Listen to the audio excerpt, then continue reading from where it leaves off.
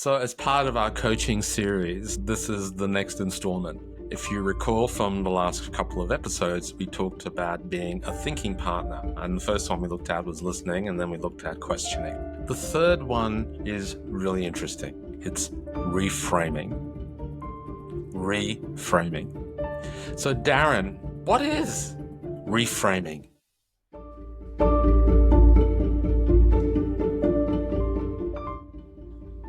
Thanks, Andre. I'll maybe give the definition through a story. I love reframing. It's probably the most used tool that I have in my tool kit that I use when I'm coaching with people because it can have such a profound impact. And here in Calgary, there's a clothing store and they always have above their door quotes, very inspirational quotes and very important messages. They do a lot of wonderful things in the community. And there's a pocket square that they would give out, and on the pocket square was written, which is the essence of reframing. On the pocket square would say, when you change the way you look at the world you look at changes. I love that. Can I just jump in and say I love that?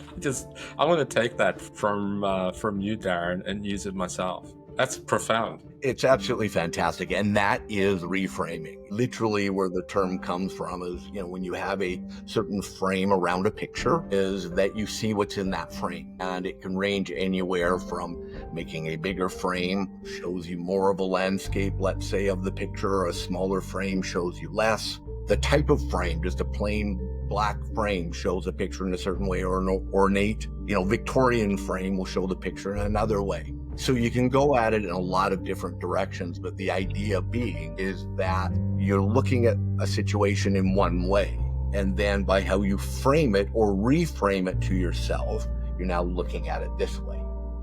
And I use that as one of the core tools that I use in the coaching work that I do.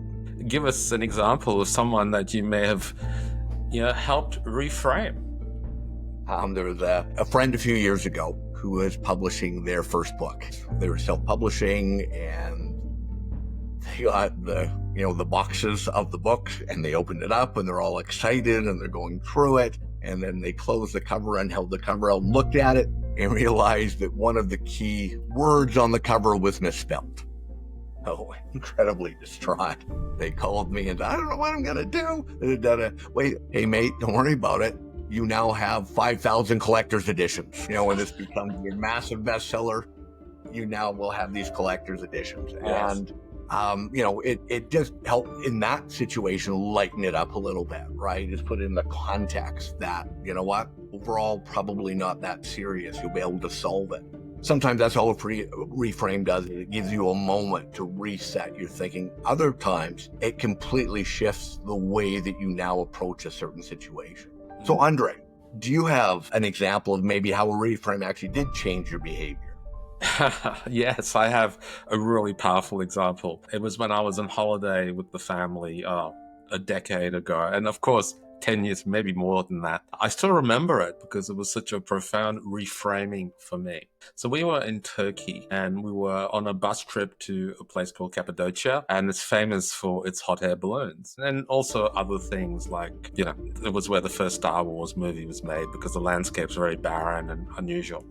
And on the bus, I was sitting next to someone who I just met on the bus, and he, with curiosity, asked me, "You looking forward to the hot air ballooning, which is famous in Cappadocia?" And I said, "Well, I'm not sure. It's 150 euros per person, and the family of 4, that's 600 euros." And I said, I don't think so. It's just too expensive, 600 euros. And he said to me, "Okay, we're going to stop soon. And here's what I want you to do. I want you to come with me. We're going to go to the ATM. And you're going to withdraw 600 euros. I went, "You got to be kidding, mate." And he goes, "No." I said, "What are you going to do with it?" He said, "I'm going to go, there's a shop next door. We're going to go there and buy a frame.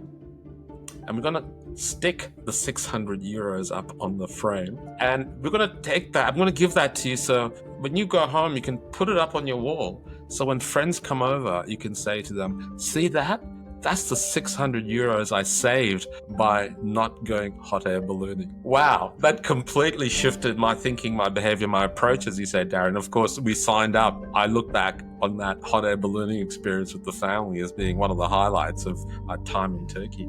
So yeah, reframing can apply so many ways. And you literally had a frame in that one as well. So I love it. Literally had a frame.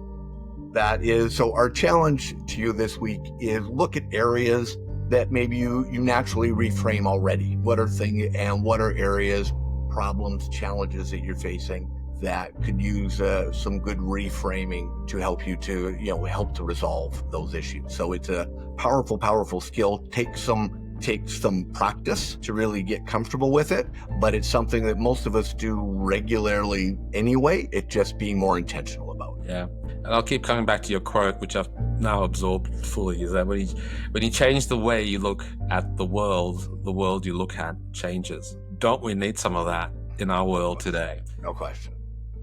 Thank you. Thank you.